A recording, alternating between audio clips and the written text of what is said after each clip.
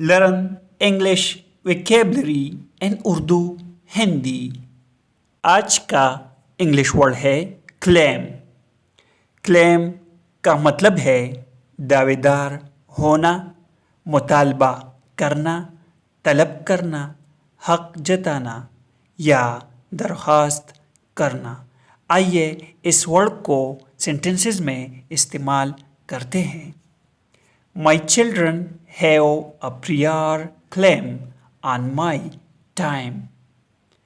मेरे बच्चों का मेरे वक्त पर पेशगी दावा है। I have priority over you and my claim. मुझे अपने दावे में तुम पर फौकियत हासिल है। Viewers, subscribe this channel to improve your English vocabulary in Urdu Hindi. Thanks for watching this video.